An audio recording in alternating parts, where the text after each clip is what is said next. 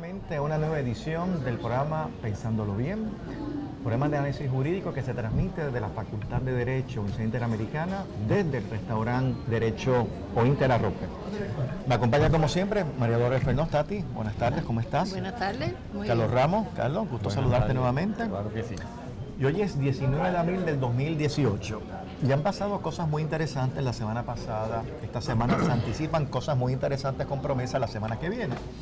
Así que tenemos varios temas que podemos discutir. Yo creo que tenemos que hablar del pleito que se radicó Carlos, que aunque no es contra promesa, tiene un efecto en cuanto a los poderes que tiene el Congreso en cuanto a la asignación de fondos en Puerto Rico y cómo eso puede afectar a largo plazo la facultad del Congreso de nombrar una institución con la estructura y autoridad como promesa. Vamos a hablar sobre eso. También creo que tenemos que hablar sobre lo que el gobernador firmó ayer, que es una nueva legislación que pretende modificar el Estatuto de Legítima Defensa para invertir el orden de la prueba cuando una persona le quita la vida a otra que ha penetrado ilegalmente en su residencia. Hay que ver si ese estatuto, si esa modificación al artículo de legítima defensa era necesario para garantizar la integridad de las personas en su hogar. Hay que ver si todo lo contrario, si ya no era necesario. Entonces esta legislación lo que va a producir es crear un poco de una extremada flexibilidad en cuanto a la utilización indiscriminada de fuerza en situaciones que no lo justifican. Vamos a hablar un poco qué dispone el estatuto, de cuáles son sus riesgos. También me enteré yo cuando estuve en Chile de algo que pasó en Puerto Rico, que fue que se destruyó el patrimonio de un artista que estaba plasmado en un mural en la escuela Julia de Burgos. Hay que ver qué pasó, cuáles son las consecuencias, cuáles son los remedios algunos. Así que tenemos realmente un programa bastante interesante. Si nos da tiempo, hablamos del caso de South Dakota versus Wayfair sobre la capacidad del gobierno para imponer impuestos en transacciones realizadas por Internet. Así que sobre esos tres temas y posible un cuarto o quinto tema, si nos da el tiempo, lo haremos. Así que vamos a una breve pausa y continuamos unos minutos con Pensándolo Bien.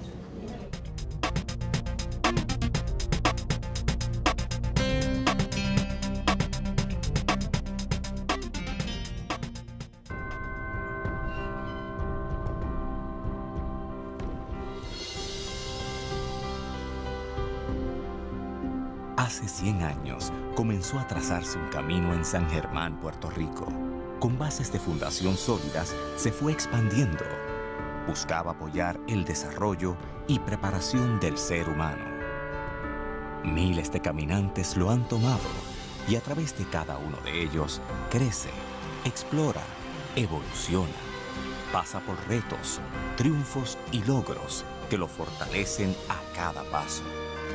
Hoy, el camino de la Universidad Interamericana continúa en los pasos de las nuevas generaciones y mira hacia el futuro con optimismo, ya que con una preparación sólida, avanzada y de valores, se transforma el camino de Puerto Rico. Universidad Interamericana, 100 años haciendo caminos. Para mí el estudiar en la Inter, específicamente en la Escuela de Aeronáutica, es progreso. Hoy día el piloto es más bien un administrador de los sistemas dentro de la cabina y esto requiere que el piloto piense y actúe de una forma diferente. Me siento segura que estoy recibiendo una preparación de alta calidad. Al final llegué a la conclusión de que si yo lo que quería era una carrera profesional completa, yo tenía que estudiar en la Inter. La Inter es una universidad con programas académicos que se adaptan a las necesidades educativas actuales. Somos una universidad que avanza rápidamente, a la par con los cambios tecnológicos y retos que presenta el siglo XXI. Somos una universidad centenaria que prepara los futuros talentos que guiarán el destino de la sociedad puertorriqueña. Somos la Inter, una universidad completa. Somos tu mejor elección.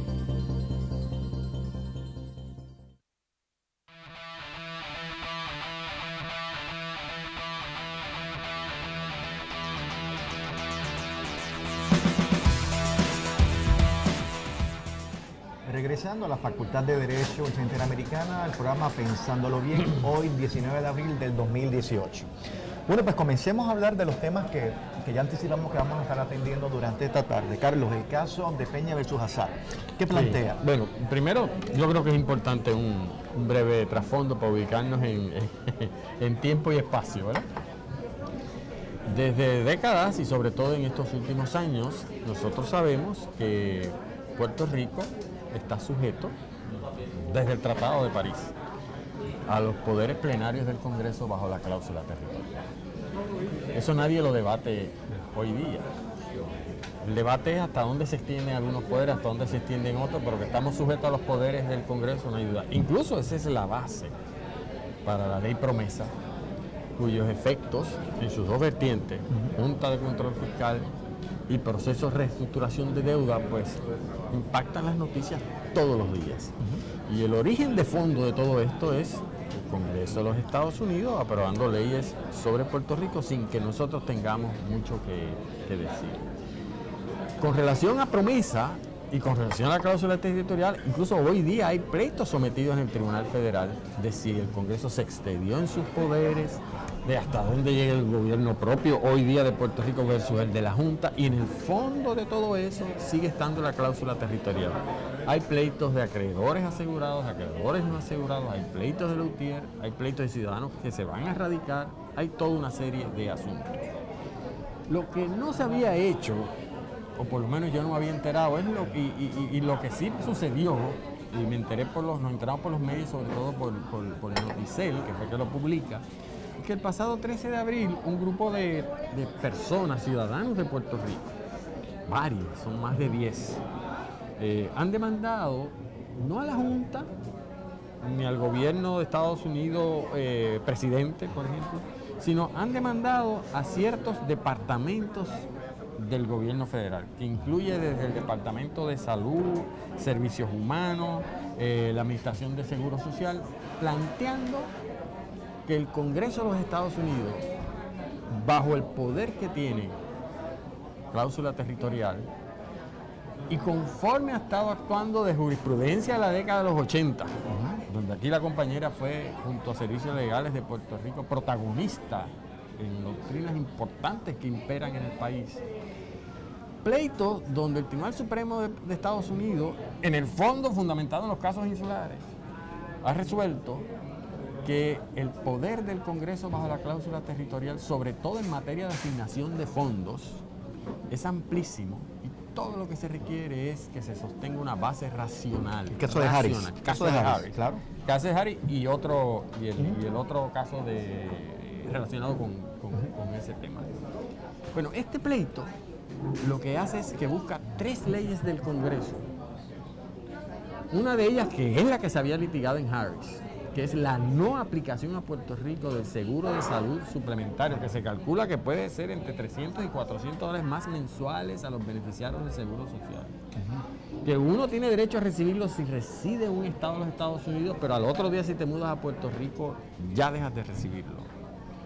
Ese discrimen que estableció el Congreso y que el Tribunal Supremo avaló bajo unas razones que podemos comentar ahorita, entre ellas que los puertorriqueños no pagan contribuciones federales, que eso iba a irrumpir sobre la economía, todas las razones que dio el Tribunal Supremo, y que al final dice que no tiene ni que dar muchas, porque todo lo que se requiere es una base racional. Bueno, pues se vuelve a atacar la constitucionalidad de esa ley, se ataca el discrimen, que sí está consciente de los puertorriqueños de que existe, porque se menciona casi todos los días por el gobernador.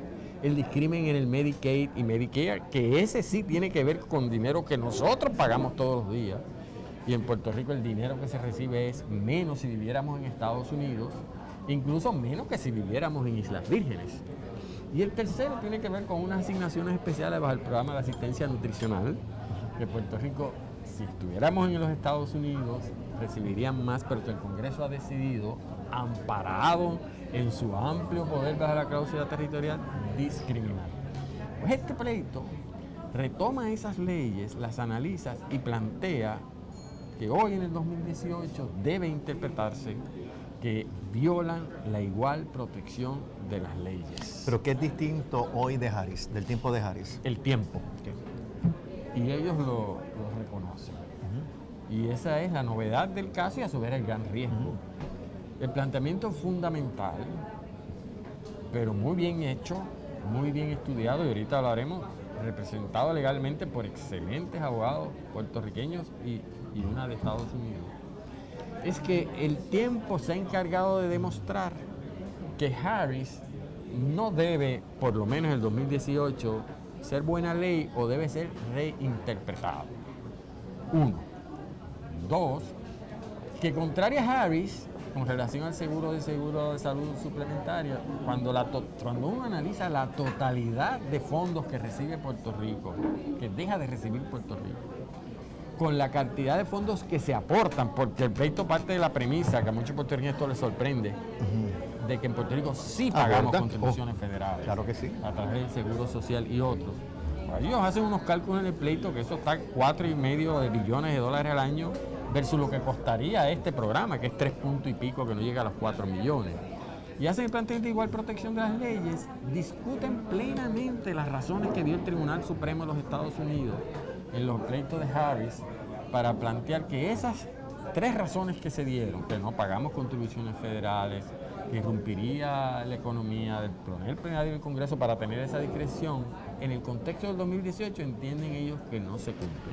Entonces, es una invitación al Tribunal de Distrito Federal, primero, que ya veremos a quién le asigna el caso, fuera de los pleitos de promesa, para hacerlo sencillo, y a los fines de lo que nos están escuchando, es un cuestionamiento del poder plenario del Congreso en el 2018 y su poder de discriminar contra los de Puerto Rico, porque se dice que viola disposiciones de la Constitución de Estados Unidos, que ya se ha resuelto que aplican a Puerto Rico, como es la igual protección de las leyes, como ellos lo explican aquí.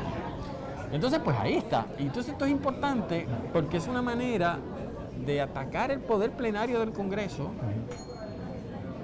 y por lo tanto afectar la base del poder plenario del Congreso, que si bien no tiene que ver con el asignación de fondos, fue el que creó promesa, pero tocas la cláusula territorial, que hasta ahora el Tribunal Supremo no ha querido reinterpretarla.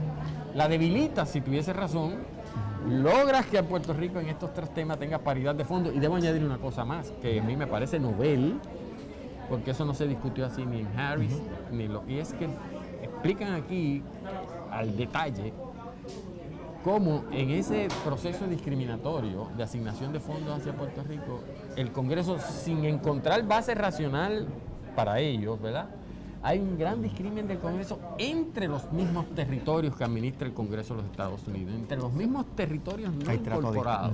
Nosotros lo sabemos con relación a Islas Vírgenes, claro, pero ellos repasan aquí cuál es la situación con la Samoa Americana, cuál es la situación con las Marianas, cuál es la situación con todos y cada uno, para dramatizar que Puerto Rico, en esa ecuación de cómo los Estados Unidos trata sus territorios, es el peor que trata. Entonces, un poco para solidificar su argumento de igual protección de las leyes.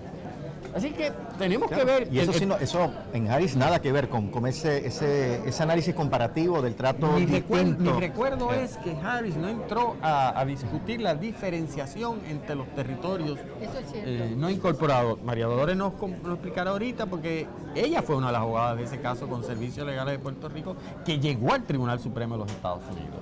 Este caso en particular tiene un grupo de abogados y abogadas puertorriqueñas del bufete de Calera, bueno, más que del bufete, del licenciado Rafael Calera, que es un estelarísimo y brillantísimo abogado puertorriqueño, acompañado con otros de ese bufete de Richard Escalera, la licenciada Lana Vizcarrondo Santana, que es una abogada más reciente, y tiene también de abogado, presumo yo que más un asesor, que es de los abogados constitucionalistas más importantes que tiene el país, colaborador de esta facultad, el licenciado y profesor Efraín Rivera Ramos, especialista también en el tema de la territorialidad colonial. Entonces, por el lado de abogados de Estados Unidos, tiene a la licenciada y ex profesora y ex decana de la Facultad de Derecho de la Universidad de Stanford, muy reconocida, Catherine Sullivan, y a un abogado también muy reconocido en el tema, donde está la profesora Sullivan, la ex profesora Sullivan, el abogado Derek Schaefer. Es decir, esto es un pleito que sería interesantísimo indagar sobre la fuente de financiamiento, porque todos los demandantes son personas que dependen de eso. Es un pleito bien. Y mira, en los demandantes habrá un norteamericano que se mudó a Puerto Rico, ¿no? Sí. No, están pro Aviche. Acuérdate, como todos esos pleitos que hay ahí son con permisos especiales. Yo creo que es un pleito bien importante, está debajo del radar, Se radicó el 13 de abril, es contracorriente, pero muy bien pensado y articulado, que no tiene que ver con todo este florecimiento alrededor de Promesa, pero que tiene tanto que ver con Promesa y que veremos a ver cómo se resuelve. Tati, ¿estás optimista o ves un escenario muy tétrico en virtud de la experiencia negativa del caso de Harris? Bueno, realmente es que hay unas diferencias tan grandes en términos de los contextos históricos de aquel momento en los 80 y ahora. O sea, Puerto Rico ha pasado por una tormenta, no tan solo la física, sino una tormenta económica y política en los últimos años. Así que Promesa, toda la cuestión económica del país nos ha cambiado a todos. Y las soluciones se están buscando por distintos lados. En el caso de Harris en el 80, éramos un grupo de abogados en servicios legales, que lo primero que obviamente tenemos que ver es que servicios legales financiaba nuestro trabajo y financiaba los costos del litigio. El reglamento te permitía hacer hasta que llegó Reagan. Ya ni aunque quisieran podrían. Eso es correcto. Así que había un momento de que se permitía este florecimiento de litigios que cuestionaran. Y nuestros demandantes, pues evidentemente eran personas pobres que unos vivían en Estados Unidos, se habían mudado a Puerto Rico y habían perdido los beneficios del SSI. Y otros eran residentes entonces de Puerto Rico que nunca los habían tenido. Y las situaciones de cada uno eran dramáticas en términos del nivel de pobreza en el que vivían y la necesidad de que tuvieran ese apoyo de ese programa. Nosotros cuando planteamos el caso en el que participó activamente Luis Amaury Suárez, querido compañero, lo que planteábamos era precisamente la igual protección de las leyes, es el mismo planteamiento. Y lo que nos resuelven, las tres razones que ha mencionado Carlos, pues eran reales en términos de que, bueno, pues no pagamos las contribuciones del income tax federal, ¿verdad? Que el segundo, que era bien poderoso y todavía hay que trabajarlo, era el argumento que ellos decían, o la base, de que si le daban todos los beneficios federales a Puerto Rico, se iban a equiparar a los salarios de los puertorriqueños, porque aquí había un salario bien bajo. No les preocupaba que hubiera salario bajo, eso no les preocupaba, sino de que entonces iba a ser un desincentivo al trabajo, porque los beneficios federales casi equipararían o hasta superarían los beneficios del trabajo. Y entonces el tercero pues es el de defender el imperialismo, porque básicamente lo que están planteando como legítimo es lo que es la base de todo esto. Estados Unidos, por ejemplo, que plantea la democracia en el mundo como un valor universal y se lo exige a los gobiernos del planeta, nunca se mira a sí mismo. Y esto es tal vez el momento idóneo para que nos preguntemos si es legítimo tener un control absoluto sobre otro país, producto de invasión y guerra. Ahora, la pregunta es si ese cuestionamiento, el foro para discutirlo es el Tribunal Federal, o es un foro internacional, o es la arena política. Bueno, pero lo que pasa es que el foro internacional se llevan décadas planteando y se sabe que no ha pasado nada, mainly because hay unas fuerzas que se dan tras manos, ¿verdad? Claro, el poder de Estados Unidos es innegable con su influencia en otros países del mundo.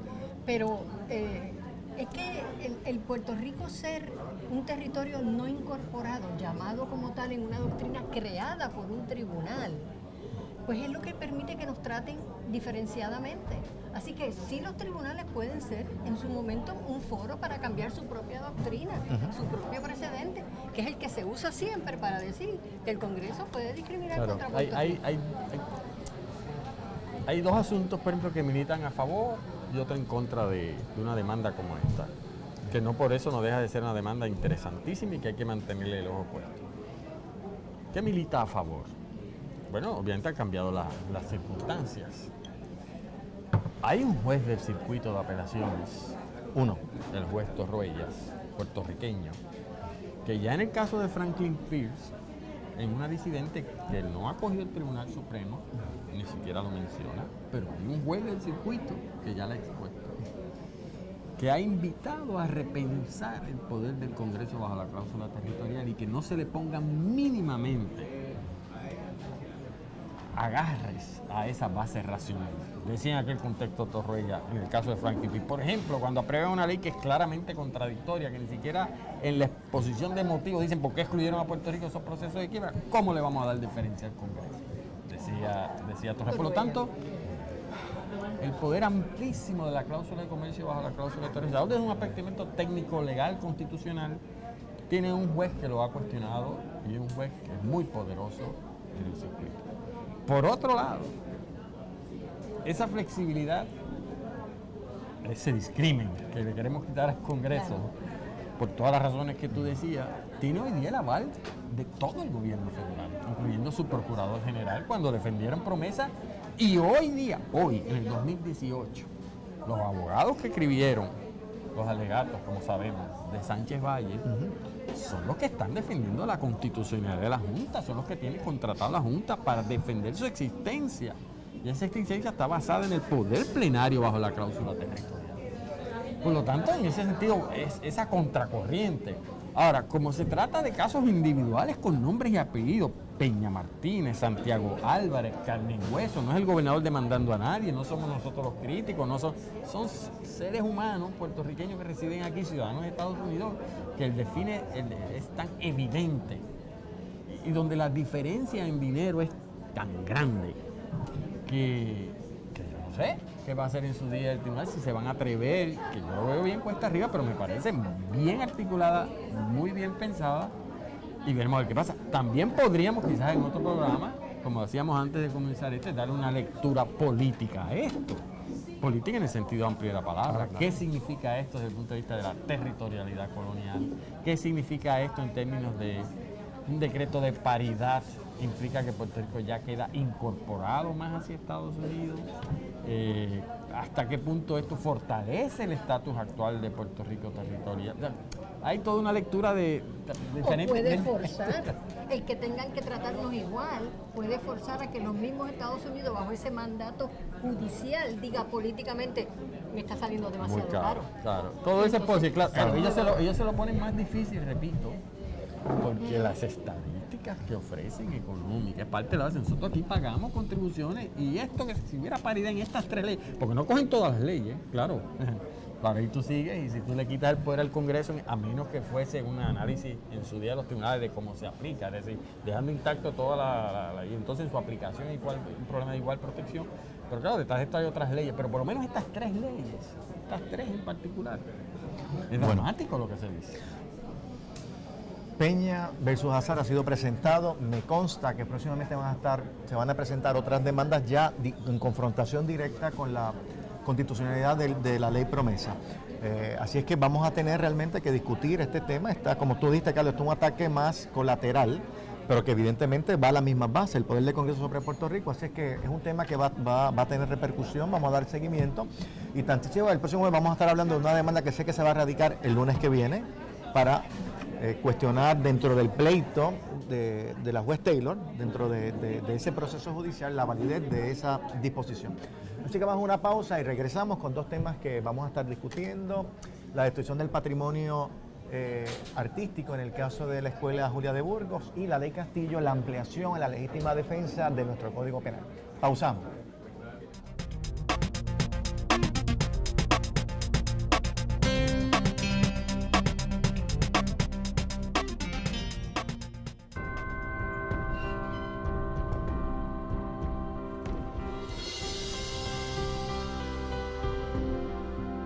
Hace 100 años comenzó a trazarse un camino en San Germán, Puerto Rico.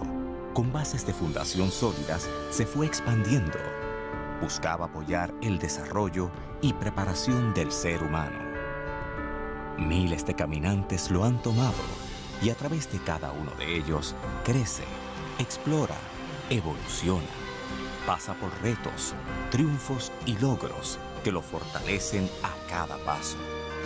Hoy, el camino de la Universidad Interamericana continúa en los pasos de las nuevas generaciones y mira hacia el futuro con optimismo, ya que con una preparación sólida, avanzada y de valores, se transforma el camino de Puerto Rico. Universidad Interamericana, 100 años haciendo caminos. Para mí el estudiar en la Inter, específicamente en la Escuela de Aeronáutica, es progreso. Hoy día el piloto es más bien un administrador de los sistemas dentro de la cabina y esto requiere que el piloto piense y actúe de una forma diferente. Me siento segura que estoy recibiendo una preparación de alta calidad. Al final llegué a la conclusión de que si yo lo que quería era una carrera profesional completa, yo tenía que estudiar en la Inter. La Inter es una universidad con programas académicos que se adaptan a las necesidades educativas actuales. Somos una universidad que avanza rápidamente, a la par con los cambios tecnológicos y retos que presenta el siglo XXI. Somos una universidad centenaria que prepara los futuros talentos que guiarán el destino de la sociedad puertorriqueña. Somos la Inter, una universidad completa. Somos tu mejor elección.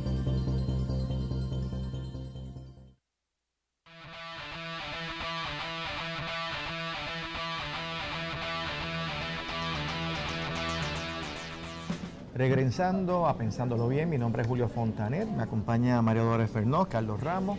Estamos aquí en Arrope Derecho, en el programa Pensándolo Bien, de análisis jurídico de la Facultad de Derecho, Universidad Interamericana de Puerto Rico. Bueno, el segundo tema que habíamos anticipado a los amigos y amigas que nos ven y nos escuchan por las redes es la destrucción que se dio del arte patrimonial de un mural en la Escuela Julia de Burgos. Yo estaba en Chile, no sé mucho lo que pasó, Tati. ¿Qué pasó? ¿Y cuáles son las consecuencias? Todo esto comienza en el contexto del anuncio del Departamento de Educación de que van a cerrar, a vender unas de las escuelas, o varias de las escuelas que ya estaban cerradas desde tiempos atrás.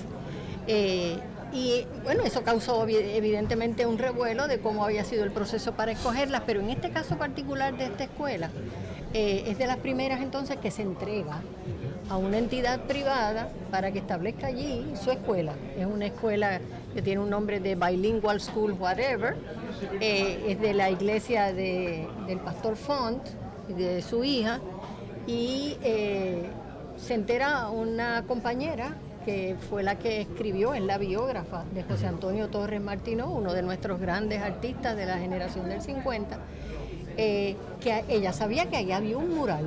Ella había de hecho visitado esa escuela el verano pasado y el mural estaba allí. Y ella fue con un restaurador, siempre preocupada porque estuviese bien cuidado.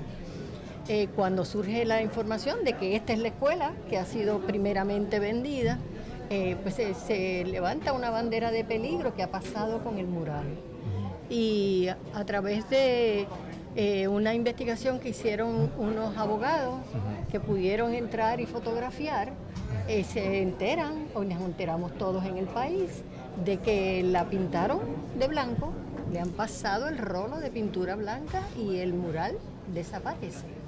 Así que eso ha levantado unas preocupaciones y una indignación, sobre todo de los artistas, de los defensores de la cultura puertorriqueña y del patrimonio nuestro cultural, de cómo es posible que haya pasado esto, que nos recuerda de los tiempos del Talibán, cuando destrozaban distintos monumentos históricos de la humanidad también. Así que en este caso la gran preocupación es se puede recuperar el mural, hay manera de restaurarlo y para eso es necesario que restauradores profesionales puedan ir allí a examinarlos, porque se entiende que sí es posible, hay distintos mecanismos, pero se entiende que sí es posible. Inclusive levantarlo con todo y la pintura encima para después entonces removerle la pintura cuando haya sido trasladado con mucho cuidado a otra base. Pero entonces la preocupación es, y yo he examinado el contrato de arrendamiento, estas escuelas... Y ¿Es un contrato uniforme o este es un contrato, el contrato con FON? Este contrato para esta escuela. Okay, perfecto. Ignoramos si es el mismo contrato que se está utilizando para otra, pero esa es una de las preocupaciones, porque si es el mismo contrato que yo he podido examinar para esta escuela, es un contrato de arrendamiento por $1 al mes, por tiempo ilimitado, que no contiene ninguna cláusula específica. Hay unas cláusulas bajo las cuales se podrían hacer unos argumentos legales, pero ninguna cláusula específica que garantice la protección de cualquier obra de arte que se encuentre en ese plantel. Y hay 283 escuelas en esa lista de escuelas a cerrarse. Y ya sabemos de 2, 3 que nos han llegado información de obras de arte que están en una escuela en Atillo, que están en una escuela en Patilla. Claro. Así que sabemos que hay otras, porque han habido programas gubernamentales como Arte para la Escuela y otros. Esta obra, este mural, fue comisionado por el Instituto de Cultura puertorriqueño en el 1966 al maestro Torres Martino. Y ha sido cuidada allí, inclusive por las que atienden el comedor escolar, que se dieron a la tarea de ser ellas las protectoras de ese mural a través de las décadas. Así que ahora mismo lo que nos estamos planteando y exigiendo es que haya entonces una política pública, una legislación específica que permita que haya una protección a estas obras de arte que también están en edificios públicos, que ahora mismo con toda esta euforia de que se tiene que conseguir dinero, que hay que vender, que hay que alquilar, pues también pueden estar en riesgo. Así que hay que hacer un análisis de cuáles serían las responsabilidades y cómo se pueden entonces incorporar en un contrato de arrendamiento para que se haga el acopio y para que se tomen las medidas específicas. Lo que nos hemos enterado es de que las personas que tienen ahora el local arrendado no sabían, que cuando entraron allí no sabían que allí había una obra de arte. El Departamento de Transportación y Obras Públicas, que es el que suscribe el contrato, para mi sorpresa, yo pensé que era el Departamento de Educación, el Departamento de Transportación, que dice ser el titular, no ha hecho expresiones públicas. Tampoco la iglesia del señor Font ha hecho expresiones públicas. Que yo sepa, el gobernador tampoco ha hecho expresiones públicas. Así que hay ahora mismo como una laguna en la ley.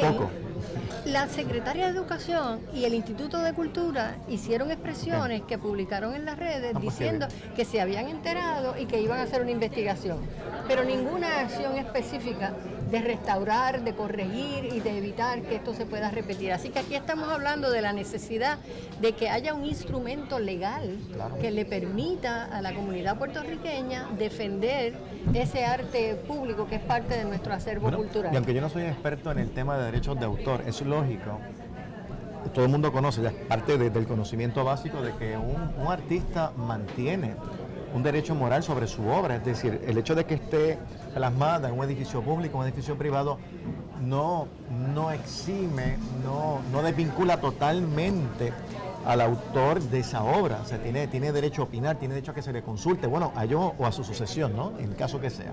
Carlos. Sí, siguiendo donde lo acabas de dejar, porque yo creo que ese es uno de los dos aspectos del marco grande.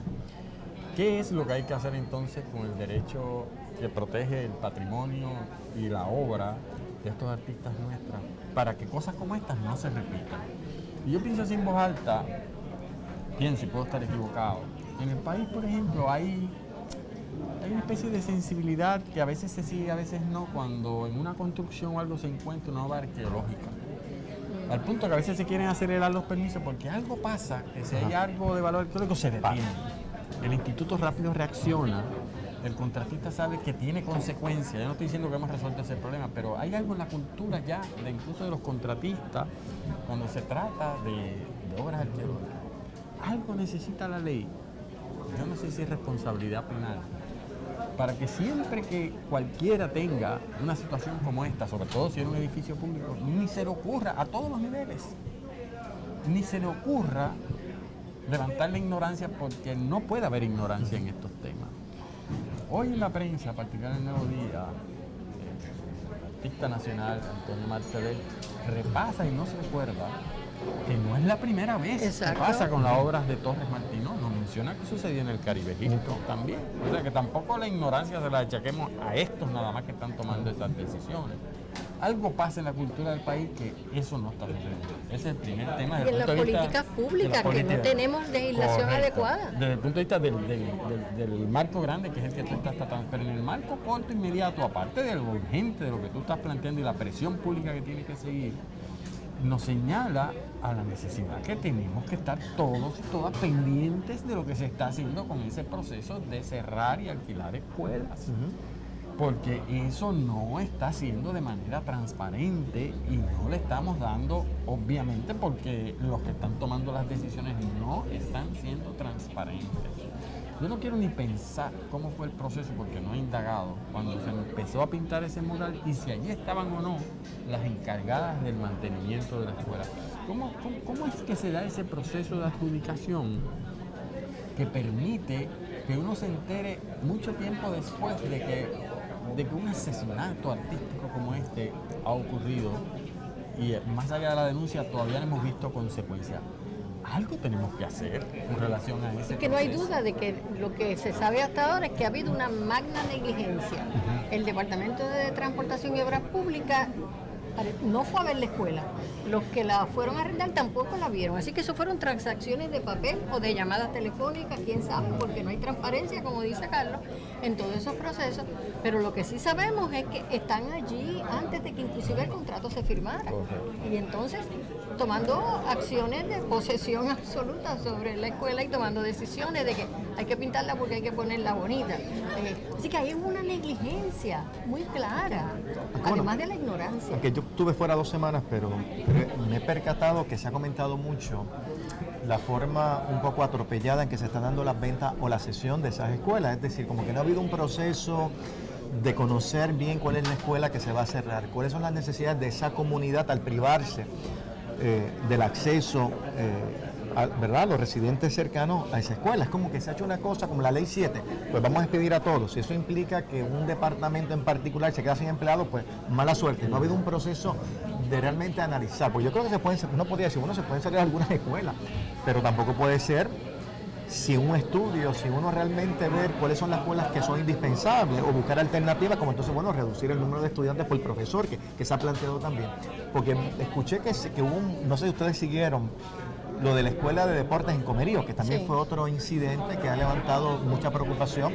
He escuchado analistas también de noticias como Ferdinand Pérez un poco denunciar vehementemente ese cierre tan arbitrario. He escuchado personas de la escuela Montessori decir, es que esta señora, refiriéndose a la secretaria de Educación, no ha venido aquí a conocer, no sabe lo que está haciendo, está cerrando escuelas sin realmente compenetrarse con la aportación o necesidad de esa escuela en esa parte de la comunidad en particular. Hay un cuestionamiento muy claro, ese que mencionabas que se dio en la televisión, de la escuela de deportes, eso lo vio todo el país, el cuestionamiento que hizo Ferdinand Pérez, la respuesta que dio la secretaria y lo que hizo Ferdinand Pérez después con una cámara y lo que hizo por la noche después la propia secretaria con otra cámara sobre la misma escuela, enseñando otras áreas como para justificar que después de todo ella no es la que estaba mintiendo ni que se había equivocado, sino que es un issue de quién retrata qué.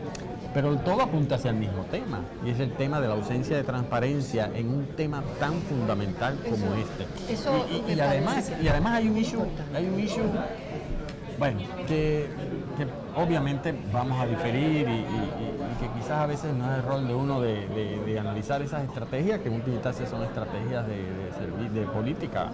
Pero yo estoy preocupado, yo me estoy preocupando mucho con muchas de las cosas que estoy viendo, porque estoy notando que funcionarios del gobierno, como puede ser la secretaria, que ya ha decidido que es la que va a dar la cara de la mala noticia. Es decir, ella cuando dice las cosas e insiste en ellas, y el país está dando una situación que a mí tampoco me gusta, de demonización de esa persona, cuando a su vez ella está cumpliendo un rol de unas políticas públicas, que es con ella o sin ella van a seguir para adelante los que están detrás de estas ideas, sobre todo de la idea de la falta de transparencia. Pero ¿qué es lo que yo quiero decir? Que hoy por la mañana la secretaria se reafirma en lo que está haciendo e indica que ella responde a sus directores regionales, que fueron los que le identificaron esa escuela, que le rindieron un informe y que por lo tanto, y ella no va a ir a cada una de esas escuelas, algo que le podemos cuestionar. Pero por la tarde, el gobernador emite un comunicado de prensa diciendo que él está dispuesto a escuchar a todo el mundo, ahora, incluyendo a Revalor. Es decir, aquí se ha tomado una decisión de política pública, de que efectivamente los secretarios, aparentemente de gabinete, cuando tienen que tomar decisiones difíciles las van a dar, pero que cuando llega el gobernador dice siempre, yo los voy a escuchar. Pero al final termina prevaleciendo la decisión en muchas instancias. Ya veremos si eso es un modus operandi, ya veremos si efectivamente, y ojalá yo esperaría que así fuese, el gobernante está escuchando al pueblo para unos temas importantes, pero vamos a ver si eso se traduce. Por ejemplo, no solo lo estás haciendo tú aquí hoy, pero se está haciendo en muchas otras plataformas en el país. Aquí hay una demanda porque eso se repiense, se rehaga, se tomen medidas para que no vuelva a suceder, y eso no puede seguir, eso no se puede quedar en el aire. Eso requiere una respuesta bien concreta y bien sencilla. ¿Qué se va a hacer? ¿Cuándo se va a hacer? ¿Quién se lo va a hacer? ¿Por qué sucedió? ¿Y cómo vamos a hacer para que no se repita? Porque lo que estamos hablando es de algo bien serio, esta vez con relación a algo visible como lo es un mural. Pero Dios sabe todas las cosas que hay cuando se están regalando o se están no regalando, alquilando o cediendo esta escuela, porque a veces hay issues con relación a lo que le cuesta a esas madres y esos padres llevar esos niños allí, que un análisis seco parece que no hay ningún problema. El impacto que tiene en la comunidad, claro que no puede ser definitivo, porque el país está en crisis y hay que tomar decisiones difíciles, porque en el fondo, ahora digo yo, por encima de todo este tema de los derechos patrimoniales y del asesinato a la cultura, estamos hablando de un derecho fundamental puertorriqueño garantizado por la Constitución. Muy bien. Todo esto tiene que ver con el derecho de educación, que en nuestro país, en esa Constitución limitada, prestada para muchos, pero que fue el esfuerzo de unas mentes muy preocupadas con la situación de nuestro país, y dentro del margen de adjudicación de autonomía que se les dio, si algo quisieron preservar fue ese derecho a la educación de nuestros niños. Entonces, ¿cómo va a ser que vamos a estar en una cosa como esa? Yo lo que quisiera añadir a ese excelente análisis que hace Carlos es que si estamos hablando de afectar un derecho fundamental constitucional como el derecho a la educación en nuestro país, es que falla el Estado al no dar las explicaciones. Nosotros como abogados sabemos que es básico el due process. El due process quiere decir que te expliquen las razones de las decisiones que se toman por el Estado. Y aquí no ha habido la explicación. Yo he oído a la secretaria de Educación decir que ella formó unos comités a niveles regionales, que ellos fueron los que estudiaron los contextos y las situaciones y les recomendaron. Pero que le expliquen al país cuáles fueron los factores. Al día de hoy no se sabe si es un factor de baja matrícula, si es un factor de pobre desempeño, si es un factor de qué, de que la estructura está en mal estado. Que no han dado y cuando se dan aisladamente, para quitar un derecho. Cuando se dan aisladamente a posteriori, lo cual es preocupante, porque algunas de esas comunidades donde le están cerrando la escuela, entre comillas, están apoderadas, han podido apoderarse y hacer las denuncias, pero ¿y aquellas que no? Aquellas que están en los sitios más aislados, aquellas que no tienen ni luz, porque yo he ido de escuelas que alcaldes se están quejando de que están tratando de sobrevivir porque no tienen luz y ahora tienen la segunda pelea, como tú luchas por luz y a la vez por salvar una escuela que está en la montaña, y están diciéndolo casi con lágrimas en los ojos. Pero es que no puedo hacerlo, porque o me voy hasta el final, por lo que a mi juicio ellos no lo articulan así, pero el derecho humano a recibir energía, porque yo creo que eso es un derecho humano fundamental, o lucho por el derecho constitucional fundamental a la educación. Entonces no puede ser en el país del 2018, por más crisis que tengamos, hay un predicamento como este. Y si lo hay, un gobierno como el que uno quiere, tú lo traes. Y dicen, este es mi problema, estos son mis datos, esta es la más transparencia que hay. Y yo, dentro de estos datos, he tomado estas decisiones. ¿Estás conmigo o no estás conmigo? Pero si haya oscuridad. Bueno, el tema de las escuelas va a continuar. Seguirá. Porque vamos a ver si el gobernador realmente se sienta a escuchar estos reclamos de las escuelas Montessori, otros reclamos de la importancia de escuelas que son, ¿verdad?, no tradicionales, como la escuela deportiva. Vamos a ver, pero evidentemente va a ser un tema que tendremos que retomar próximamente. Bueno, vamos a una pausa y al regreso continuamos con el tercer tema, que es la enmienda al Código Penal, específicamente para modificar el artículo de legítima defensa en Puerto Rico y dar mayor protección a la persona de penetraciones ilegales en su residencia o en su vehículo. Pausamos y regresamos.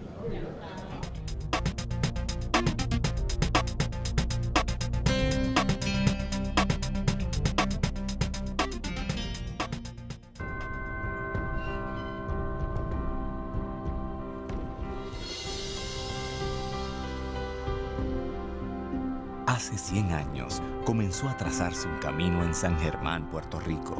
Con bases de fundación sólidas, se fue expandiendo. Buscaba apoyar el desarrollo y preparación del ser humano. Miles de caminantes lo han tomado y a través de cada uno de ellos crece, explora, evoluciona, pasa por retos, triunfos y logros que lo fortalecen a cada paso. Hoy, el camino de la Universidad Interamericana continúa en los pasos de las nuevas generaciones y mira hacia el futuro con optimismo, ya que con una preparación sólida, avanzada y de valores, se transforma el camino de Puerto Rico. Universidad Interamericana, 100 años haciendo caminos. Para mí el estudiar en la Inter, específicamente en la Escuela de Aeronáutica, es progreso. Hoy día el piloto es más bien un administrador de los sistemas dentro de la cabina y esto requiere que el piloto piense y actúe de una forma diferente. Me siento segura que estoy recibiendo una preparación de alta calidad. Al final llegué a la conclusión de que si yo lo que quería era una carrera profesional completa, yo tenía que estudiar en la Inter. La Inter es una universidad con programas académicos que se adaptan a las necesidades educativas actuales. Somos una universidad que avanza rápidamente, a la par con los cambios tecnológicos y retos que presenta el siglo XXI. Somos una universidad centenaria que prepara los futuros talentos que guiarán el destino de la sociedad puertorriqueña. Somos la Inter, una universidad completa. Somos tu mejor elección.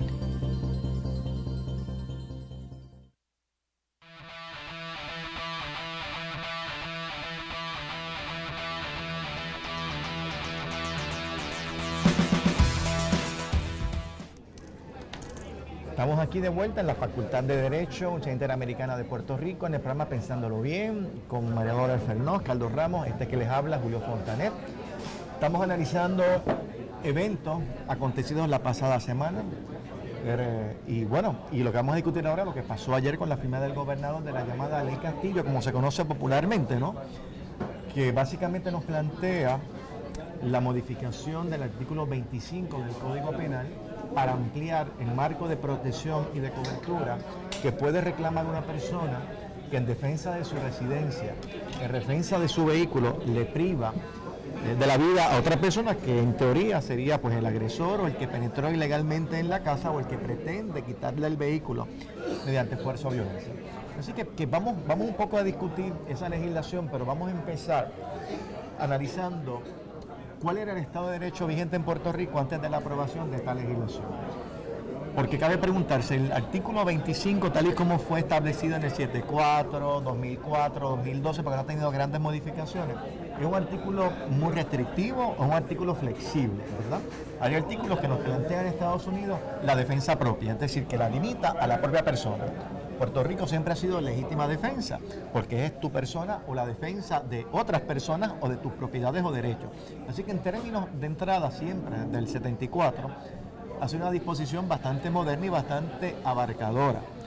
Por otro lado, en Estados Unidos se dividen las disposiciones de legítima defensa en dos vertientes. La primera, aquellas que impone a la persona que utiliza fuerza o violencia para defenderse, le impone el llamado duty to retreat. Es decir, si tú tienes la opción de no enfrentarte al peligro e irte corriendo, pues no puedes causarle daño a ese victimario.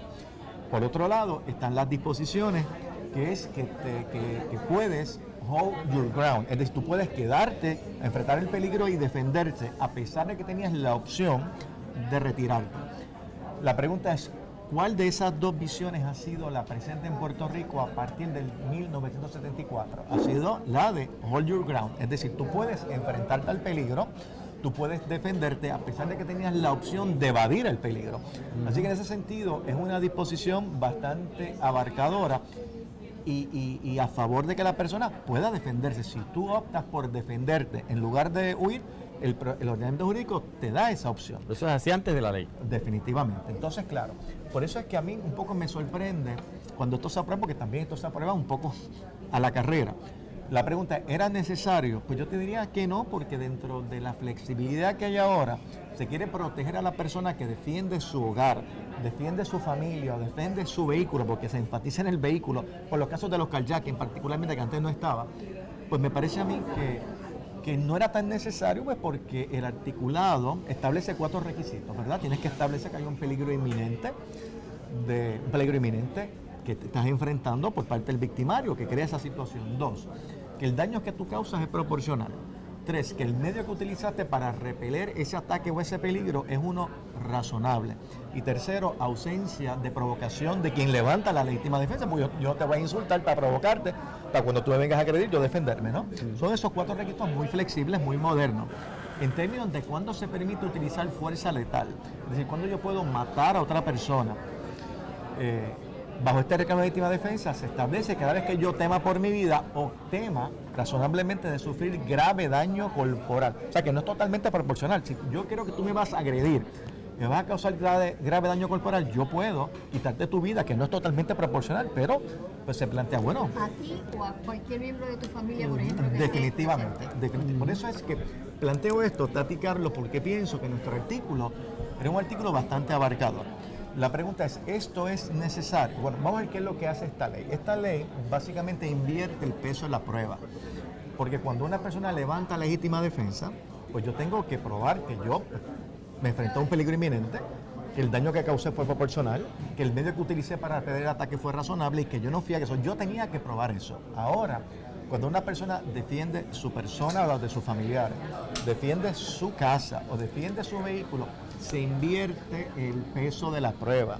Así que compete al fiscal no esperar que yo presente mi legítima defensa. El fiscal tiene que establecer y derrotar esa presunción de que yo actué legítimamente. Es decir, una vez se establece que tú mataste a una persona que entró ilegalmente a tu casa, ya se presume la legítima defensa, compete entonces al Estado refutar esa presunción. Y claro, tú podías presentar también tu prueba para fortalecer esa presunción. Pero en lugar de yo probar mi legítima defensa, ahora el Estado tiene que probar de que yo no cumplí con los requisitos de entrada. Es decir, yo podría no presentar prueba, únicamente presentar prueba de que yo maté a una persona, ciertamente en mi casa, que no estaba autorizado a entrar según mi testimonio, y ya ahí se crea la presunción. Y bueno, y claro, no es lo mismo, como decía yo en una entrevista hoy, no es lo mismo yo encontrarme una persona en mi habitación a las 3 de la mañana con un arma blanca, que yo encontrarme a un adolescente cogiendo aguacate en el patio de mi casa, porque son una penetración para fines de este artículo. Es decir, yo puedo, alguien que está en mi casa cogiendo unos mangos o frutos que yo pueda tener, unos plátanos, pues yo puedo en teoría bajo esta disposición dispararle y crear una presunción de que yo me defendí. Así que a mí me parece que aunque uno entiende y es legítimo que se quiera abrir ese marco de cobertura para que la gente pueda defender su familia, su propiedad, cuidado, que esto no sea excesivo. Yo cuando leí esta ley, porque me tomó de sorpresa, la primera impresión fue recordar las palabras de Donald Trump. Vamos a armar a los maestros. Es esa reacción a veces excesiva, ¿verdad? Y eso fue como que instintivamente lo asocié. Yo dije, pero ¿por qué hay que estar a fomentar o propender que la gente entonces tome la justicia en sus manos? No debe llamar a la policía, no esperar que el Estado realmente cumpla con su deber mayor de prevención. No estoy diciendo que el ciudadano se cruce de brazos, lo que estoy diciendo es que el artículo 25 nos da esa flexibilidad, nos da ese espacio. Yo podría pensar, ahora pensando yo voz alta como abogado del diablo, quizás uno podría pensar que esta legislación también envía un mensaje a los que les gusta escalar casas. No te metas a la casa porque ahora las personas pueden defenderse con mayor facilidad. Van a estar menos aprensivas a utilizar la fuerza de violencia. Y el derecho penal también opera como las disposiciones penales como una causa de prevención. Y eso también hay que reconocerlo, que podría propender esa prevención. Pero me parece que el costo es muy alto. Puede propiciar esa incivilidad, ese exceso de violencia en una sociedad que evidentemente que la violencia está tan arraigada en todos sus aspectos. No sé, ¿qué ustedes tengo piensan? una pregunta, desconozco completamente, ¿verdad?, esto que estás hablando y estoy fascinada con lo que escucho, pero me pregunto, ¿ha sido un proyecto de ley que tuvo un trámite veloz? Sí, hubo vistas públicas. Hubo vistas públicas, entonces en alguna de la exposición de motivos, en alguna de las comparecencias a las vistas públicas, se explicó que estaban teniendo, el Estado, los fiscales estaban teniendo dificultad en conseguir convicciones. O sea, no. ¿cuál es la base empírica, si se quiere, que justifique esto? Bueno, de la exposición de motivos, ¿verdad? Que no es ni extensa ni corta, pues se habla de lo importante que es el derecho a defender tu vida, la propiedad de tu familia, la criminalidad y sobre todo que lo que hace esta ley, ellos plantean, no es tan controversial porque crea una presunción a favor de que te defendiste. Mira, esta ley Me gusta otra vez el marco grande. La pregunta que tú haces es bien pertinente, porque yo siempre he creído que las leyes están principalmente, no únicamente, pero principalmente para resolver un problema. Si no hay un problema, pues no hay que aprobar ninguna ley sobre ese tema. Por lo tanto, la pregunta que tú haces hay que hacerla. ¿Cuál es el problema? ¿Cuál es la estadística?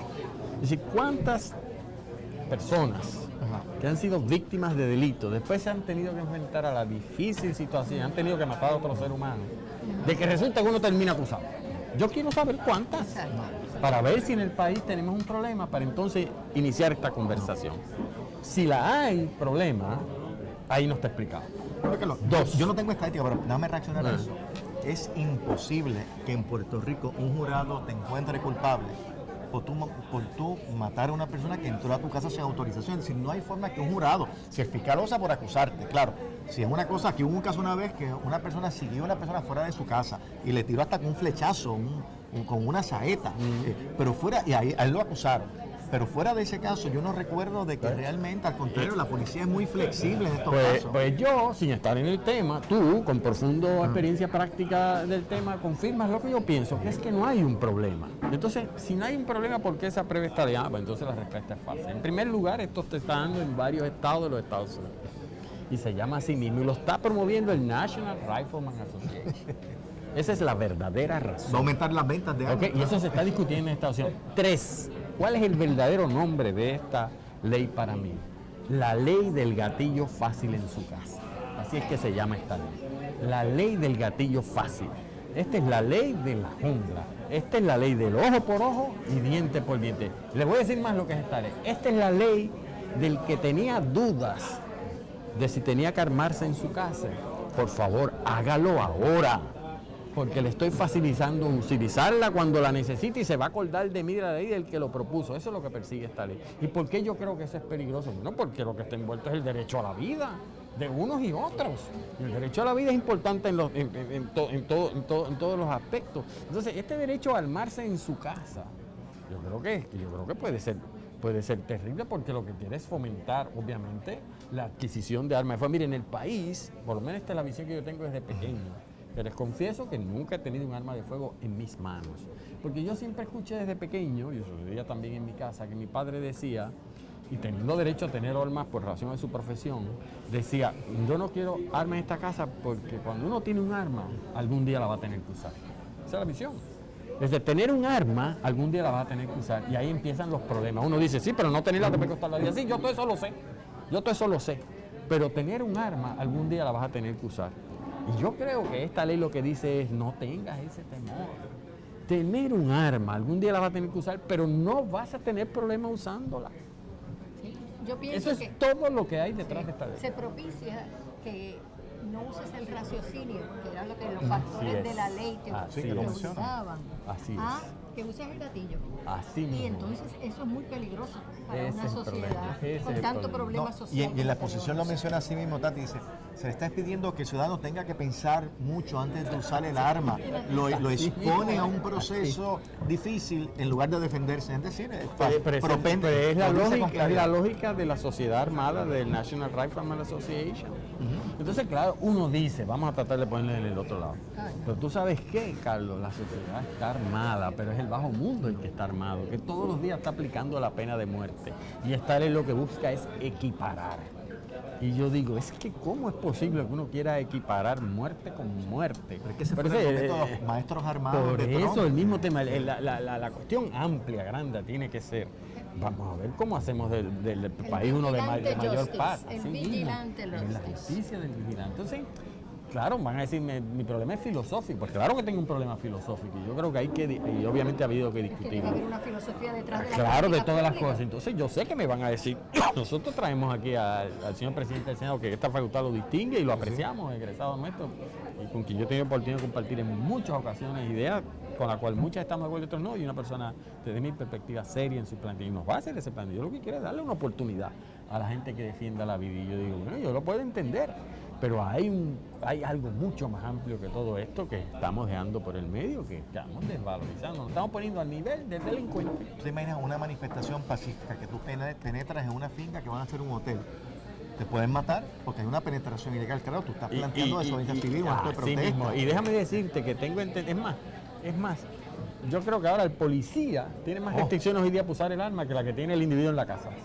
Yo creo que las exigencias que se le está haciendo a la policía con toda la reglamentación que necesariamente y por suerte tiene que seguir antes de usar un arma letal, o sea, no la tenemos nosotros si tenemos el arma letal. Mira qué pregunta más, qué planteamiento más serio debemos discutir. Merece más estar uno tener más protección en el uso de armas que no estamos ni adiestrados a usarla muchas veces que el que tiene la propia policía. Bueno, pues esa conversación yo creo que merecía una discusión bien amplia porque honestamente a mí me conmueve. Yo no sé qué es lo que va a pasar, a lo mejor no pasa nada. Digo, lo próximo es, y ya veremos, yo espero no ver esto, los anuncios en la prensa, no sabemos qué fuente diciendo, ¿sabes qué? Si tuvieses un arma de fuego en tu casa, que ahora todo va a ser más fácil, esto no te pasaría, no me extrañaría. Yo creo que La ley del gatillo. Con esto. Perdóname, lo que iba a decir ahorita, que obviamente lo tengo que revisar, porque yo había examinado el proyecto inicialmente, pero tengo entendido que hubo una enmienda donde aumenta el espacio donde se puede usar, es decir, el vehículo. Pero para que sea todavía más, para que nadie tenga duda de que no es solamente su morada o su propiedad, sino que el vehículo y espacios donde podamos usar armas fácil. Pues bueno, el tiempo nos traiciona. Gracias por estar acá, Tati, Carlos. Yo creo que es un tema, hemos discutido los temas que queríamos. Vamos a ver qué tenemos la semana que viene, pero anticipo que va a haber un caso contra la promesa que se va a presentar. Así que, Carlos, tú que eres experto de este panel en el tema, vete preparando. Bueno, gracias por estar con nosotros. Nos vemos el próximo jueves a la misma hora. Buenas tardes y saludos a todos.